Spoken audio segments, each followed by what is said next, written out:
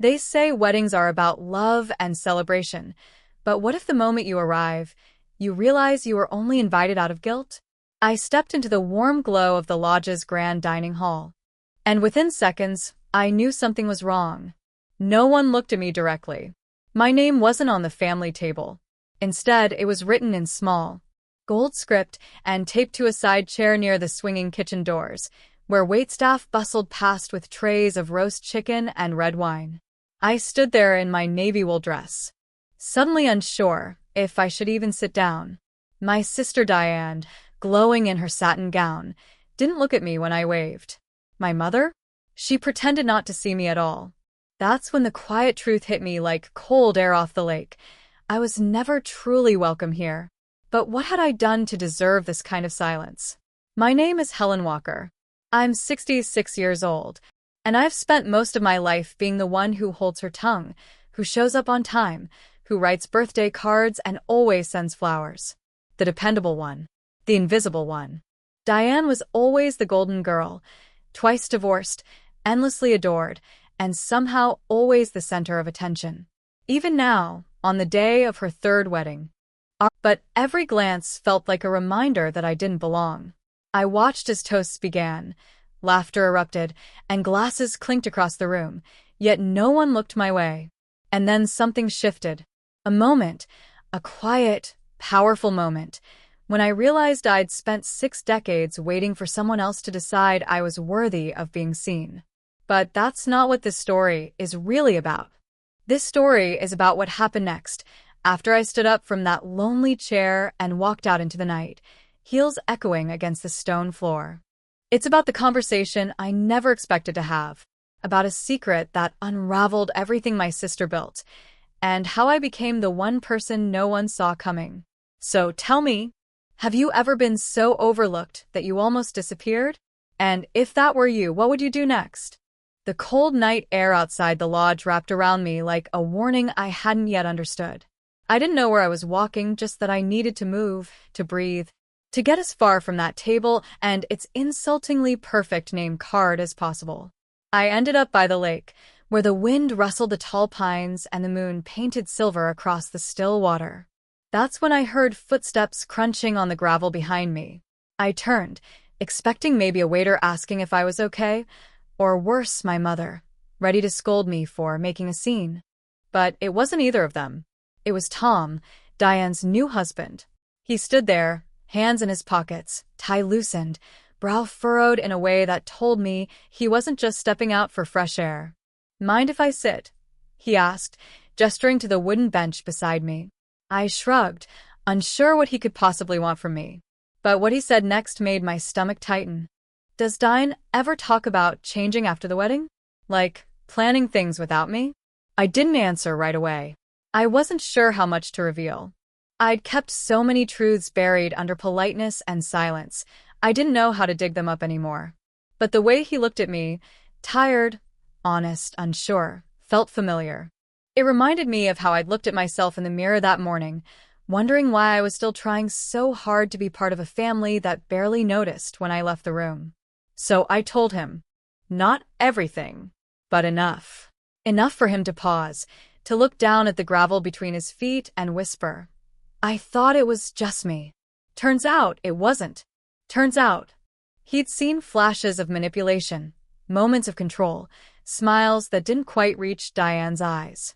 And now, here we were, two people orbiting the same event, both realizing we were just props in someone else's performance. But before either of us could say more, another voice joined us. Low, steady, and sharp. "You should know the truth before this night is over," she said. It was Emily, Tom's daughter from his first marriage. And in her hand was a phone. What she showed us under the glow of a flickering patio light changed everything. What would you do if the one person everyone trusted had been lying to all of you from the very beginning? That moment by the lake didn't just pull back the curtain on Diane's wedding, it shattered the stage altogether. And suddenly, I wasn't the overlooked sister anymore. I was a witness. And maybe, just maybe, I was finally ready to speak. It's strange how the truth never screams. It whispers, and only those who've been quiet long enough can hear it. As Emily held out her phone, her hand barely trembling, I leaned in. What I saw wasn't shocking in the way a car crash is. It was quieter, more surgical. A string of messages, screenshots from a shared cloud folder between Diane and her stylist. They weren't just gossip. They were plans. Calculated, detailed, and heartless. He's easy to mold. After the wedding, I'll have access to everything. He won't even realize until it's too late. And one that stopped my breath. His daughter? Harmless. Helen? She's not a threat. No one listens to her anyway. That line, that cold, dismissive sentence was more than an insult. It was proof that Diane had been playing the same game her entire life. And now, someone else was finally seeing it. Tom stared at the screen, his jaw tight, blinking like he'd just been pulled out of a dream. Why would she marry me if, his voice cracked, if she didn't love me? Emily didn't answer. She didn't have to. Because some truths, once seen, don't need explanation. We sat there in silence, the lake still as glass. The sounds of laughter drifting faintly from the lodge behind us, like a cruel echo of something fake. My thoughts spun. Memories of birthdays forgotten. Of holidays where I set the table while Diane took the credit. Of conversations with our mother where my voice always somehow disappeared. I had spent most of my life believing that being kind meant being quiet. That love had to be earned through patience, through shrinking myself. But now I realized I hadn't been patient. I'd been invisible. And tonight, that invisibility ended. I think it's time someone else told the story, I said, standing slowly, brushing pine needles from my coat. Emily nodded, her face calm but fierce. He deserves to know everything before he signs anything permanent. I looked at Tom, who still hadn't moved. Tom, I said gently, what you do next, that's your choice. But make sure you see her clearly before you decide. He looked up at me, and for the first time I saw it. Not confusion. Not heartbreak. Clarity. What happens when the mask slips and the perfect sister isn't perfect anymore? That was the question now. And as we walked back toward the lodge, toward the quiet storm waiting behind glass doors and candlelight, I knew something I hadn't known before. I wasn't afraid of being seen anymore. I was ready for it. By the time we reached the main lodge again, the warmth of the reception hall felt like a lie. The music still played, low and elegant, and the guests, oblivious, smiled politely as they danced and posed for photos beneath a curtain of fairy lights. But behind the polished veneer, something was cracking wide open. Tom asked to speak with Diane in private, and I watched as she followed him, confused but confident, like she still believed she could explain it all away with that practiced smile of hers. I stayed behind, standing just outside the doorway with Emily, my heart pounding, not with fear, but with the weight of truth finally being carried into the open. Not 10 minutes later, someone came to get me. Helen, I think you should be there for this. That simple sentence was enough to tell me everything had changed. The room they brought me to was smaller, quieter, just a sitting room off the main hall, dimly lit and filled with a kind of uneasy stillness. Inside sat Tom, his mother Celeste, Diane, and, to my surprise, our mother, Martha. She looked tired, older than I remembered, with her pearls sitting heavy on her collarbone. As I entered, Diane's eyes narrowed slightly. So now everyone's against me? She snapped, her voice sharp enough to sting. Even you, Helen? I didn't flinch. I'm not against you, I said softly. But I'm no longer pretending. Tom pulled a white envelope from his coat pocket and placed it on the table. This is a notice of annulment. I've already signed it. Diane laughed, high-pitched, shaky, desperate. You're throwing everything away? Based on what? Some screenshots and gossip from a jealous daughter and a bitter sister. That word, bitter, landed like a slap. But I didn't let it stick. I looked at our mother then, searching her face for something, guilt, surprise, maybe even shame. But she didn't say a word. Not yet. It was Celeste who stood up next, calm, elegant, but with eyes that could cut through steel. You underestimated everyone in this room, Diane. You used kindness like it was weakness, and love like it was leverage. But tonight, the truth stood up. I watched as Diane's face lost color. You don't understand, she whispered. I was just trying to build something secure. I finally spoke, and this time my voice didn't tremble. Then why did you always need to tear me down to do it? The silence that followed was long, uncomfortable, and final. And in that moment I realized this wasn't a confrontation. It was a reckoning. Even after Diane stormed out, heels pounding, veil torn, guests murmuring like they'd just witnessed a scene from a courtroom instead of a wedding, I stayed seated in that small room. The fire in the hearth crackled softly, but the warmth didn't quite reach me. I wasn't cold, exactly, just hollow. Like something long buried had finally been unearthed, and now there was a quiet emptiness in its place. My mother sat across from me, eyes fixed on the flames, her hands folded tight in her lap, like she was still trying to hold something together. But there was nothing left to piece back. Not tonight. She looked at me, and for a moment, I thought she might say it. That one thing I'd waited half a lifetime to hear. I'm sorry. You deserved better. I was wrong. But instead, all she said was, it didn't have to happen like this. I nodded slowly, but it did. And the truth is, a part of me had always known it would. Maybe not this dramatically. Not with envelopes and evidence, and the unraveling of a woman who once ruled every room she walked into. But the cracks had been forming for years. Holidays skipped, birthdays half acknowledged. That scrapbook I found years ago filled with Diane's milestones, and not a single note about mine. I wasn't bitter. Not anymore. Just done. After a long silence, my mother stood, her expression tired and unfamiliar. Helen, she began, voice quiet. I don't expect forgiveness. But I do want to understand. It was the first honest thing she'd said to me in years. And I didn't know if I could give her what she wanted.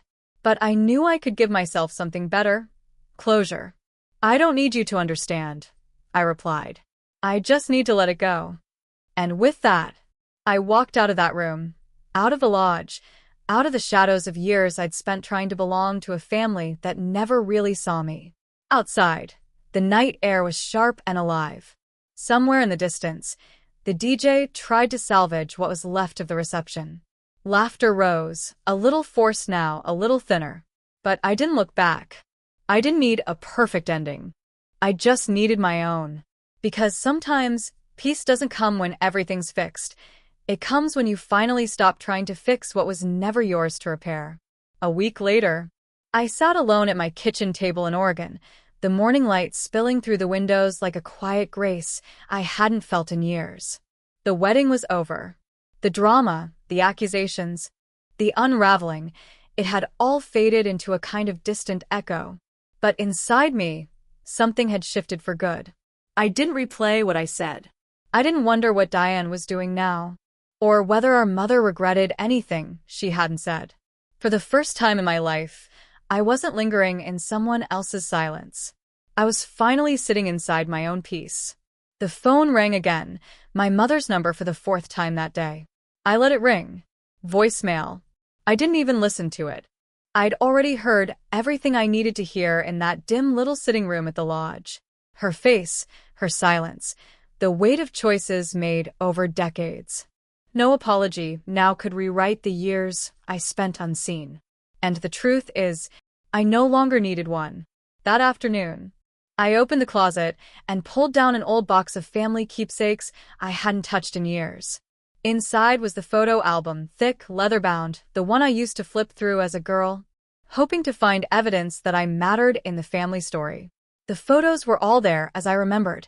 Diane's dance recitals, birthday cakes with her name in icing, beach trips where I stood somewhere in the background, half cut from the frame. I didn't cry. I didn't rage. I just closed the album, set it back in the box, and slid it onto the top shelf. That part of my life didn't need to be erased. It just didn't need to follow me anymore. The next morning, I did something I'd talked about for years, but never dared. I booked a solo trip to Bar Harbor, Maine. I'd always wanted to see the coast in fall, to walk the cliffs and smell the salt air, To sit in a cafe with no one waiting on me, no one watching, no one needing anything. I packed light. A coat, a notebook, a camera. Just enough for a new chapter.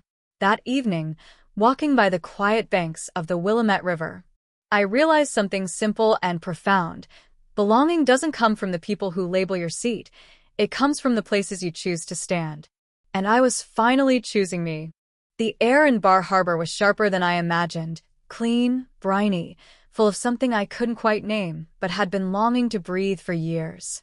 I arrived just as the leaves were turning, the trees flaring gold and crimson like they were shaking off something old. 2. My little rental cottage sat at the edge of a bluff, just a few yards from where the waves crashed against the rocky Maine coast. The first night, I left the windows open on purpose. I wanted to hear the sea. I wanted to feel far away from family tables and name cards and old wounds dressed up like tradition. That morning, I walked the shoreline trail at Acadia alone. No itinerary. No conversation to carry. Just the sound of my boots on gravel and the gulls calling overhead. It should have felt lonely, I guess, but it didn't. It felt like I had finally stepped into my own rhythm, one heartbeat at a time. At the top of a cliffside overlook, I paused to catch my breath. There was a couple nearby, maybe in their 70s, sitting on a bench and sharing a thermos of coffee. The woman looked over, smiled, and said, "You traveling solo?" I nodded. "Good for you," she said, like she already knew the kind of silence I'd left behind. I smiled back, grateful she didn't ask more. That evening, I took out a small notebook, one I'd packed without really knowing why, and began to write. Not a journal entry. Not a letter. Just thoughts. Unfiltered. Honest. I wrote about Diane's wedding, about that moment in the hallway when I realized I wasn't broken. I was just done pretending. I wrote about the way Tom looked when he saw the truth, and how I'd watched my mother say nothing, even when everything screamed for her to speak. But mostly, I wrote about what it feels like to begin again in your 60s. About shedding a role you never asked to play. About walking away from the weight of being the one who always understood. And then I wrote this. Sometimes the place you truly belong isn't a room someone invites you into. It's the space you make for yourself when no one else will. I put down the pen, and for the first time in years, I didn't feel like a background character in my own story. I felt like the author. And I wasn't done writing. Not even close. A few days into my trip, I found myself standing in a quaint bookstore tucked between a coffee shop and a gallery on Cottage Street. The smell of old paper and sea air drifted through the aisles like something sacred. I wasn't looking for anything in particular, just something to match the stillness I'd been carrying with me. And then I saw it. A slim, linen-bound book with a simple title embossed in faded gold. Things Left Unsaid. I flipped it open and read the first line. There comes a time in every life when silence becomes heavier than truth. I closed it slowly, not because I was done, but because I wasn't ready. Not yet. That sentence followed me the rest of the day. It echoed in the quiet moments, on the porch with my morning tea, while watching boats drift along the harbor. And later, when I sat by the fire in the cottage and watched the flames dance like memories I had no reason to hold on to anymore. It made me think about the things I hadn't said, not just at Diane's wedding, but over the decades. The times I swallowed anger to keep peace. The moments I excused cruelty as oversight. The countless times I convinced myself it wasn't the right moment to speak up. And maybe that was the cost of being the strong one. That evening, I picked up the notebook again. But this time, I wrote a letter, not to Diane, not to my mother, not even to Tom. I wrote it to the woman I used to be. The version of me who stood outside the banquet hall with a name card in her hand and hope still flickering in her chest. I told her I was sorry. Sorry for all the years she waited for someone else to say she mattered. Sorry for the rooms she entered so quietly, hoping someone would notice her without needing to shout. Sorry for thinking love had to be earned through shrinking. But then I thanked her, too, because she kept showing up. She kept loving, even when it wasn't returned. And when the time came, when the curtain was pulled back and the illusion finally broke, she stood her ground. She didn't rage. She didn't beg. She walked out with grace. And that was the moment everything began to change. I folded the letter, tucked it into the book I'd bought that morning, and placed it on the windowsill. Some truths don't need to be sent. They just need to be written, so we never forget we're allowed to begin again. The morning I left Bar Harbor, the sky was low and gray, the kind of overcast that made the ocean look like brushed steel.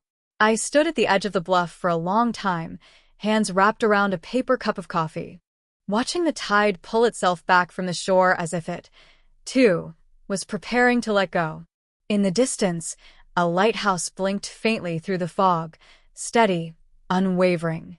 And for the first time in years, I felt something like that inside myself.